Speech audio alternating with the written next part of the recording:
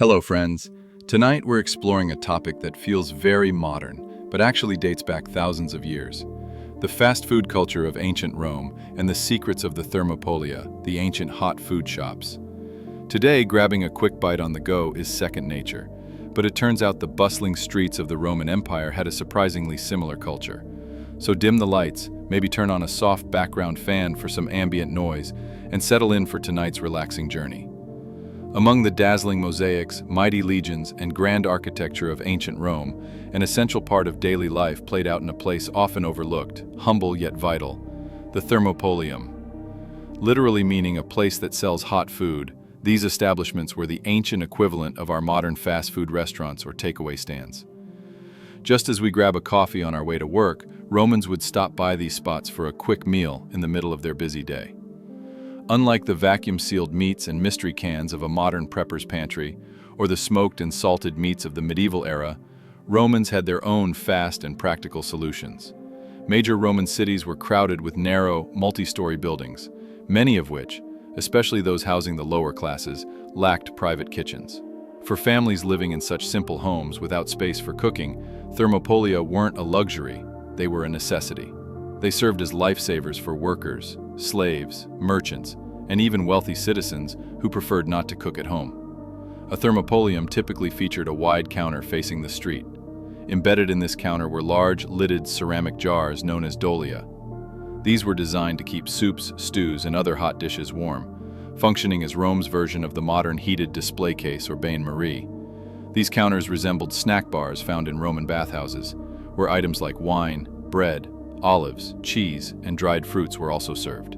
So, what was on the ancient Roman fast food menu? They're not as diverse as today's offerings. The choices were practical and filling. Historical records don't list Thermopolia menus in detail, but evidence from places like Pompeii offers clues. Common dishes included legume stews like lentils and chickpeas, simple breads, meat and sauces, often chicken or pork, sausages, and sometimes fish. While the flavors may seem plain by modern standards, they were enhanced with sauces and seasonings, including the famous fermented fish sauce garum. Wine was the drink of choice, sometimes watered down or mixed with spices. A simpler alternative, pasca, a mixture of vinegar and water, was also popular.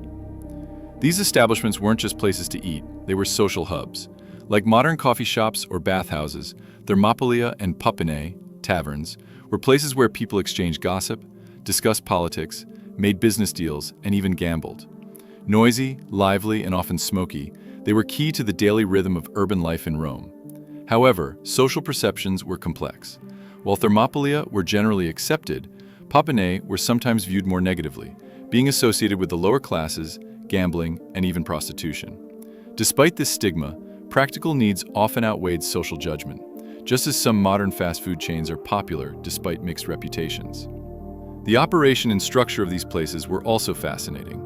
Behind the counters with embedded dolia, many Thermopolia had small ovens or hearths for preparing or reheating food. Hygiene standards were nowhere near today's. Exposed food, insects, and the general dirtiness of urban environments would make any modern health inspector squirm. Yet for the time, this was the only practical way to provide quick, accessible meals in a large city. When compared to modern fast food culture, Thermopolia shows some surprising similarities. Speed and convenience. Both offer quick, easy meals for people on the move. Affordability. Meals were generally priced for the lower classes. Accessibility. Like today's fast food chains, Thermopolia were found all over the city. Excavations in Pompeii have revealed numerous examples. Social spaces. They weren't just for eating, they were places for conversation, connection, and community. But there were key differences as well. Branding and chains. There were no branded or franchised Thermopolia. Each was a unique local business. Menu variety. Ancient Roman fast food had a much more limited and regional menu. Hygiene and nutrition. Sanitary conditions were poor, and diets were imbalanced by modern standards. Social perception. Unlike the broad acceptance of today's fast food, Thermopolia and especially Thermopylae carried social stigmas, particularly when associated with excess. Archaeological findings in Pompeii have preserved the concept of the Thermopolium remarkably well. For example, the Thermopolium at Reggio Vic Insula Veft is famous for its vivid wall frescoes. These depict not only the foods sold, such as duck and chicken, but also scenes from daily life, reminding us that these shops were part of the city's cultural and social fabric. In summary, the fast food culture of ancient Rome reflected the urban lifestyle, social structure, and practical needs of its time. Though simpler, cruder, and shaped by different social norms, it proves that the human desire for quick, accessible, and communal eating spaces is timeless. Just as medieval people baked bark bread in emergencies or carried portable fire bundles, Romans adapted their own survival strategies to fit everyday life. These places weren't just for filling stomachs. They were where people connected, where the pulse of the city was felt, and where part of the human experience unfolded.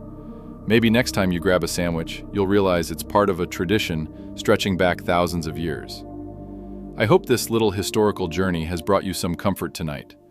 Until next time, good night and sweet dreams.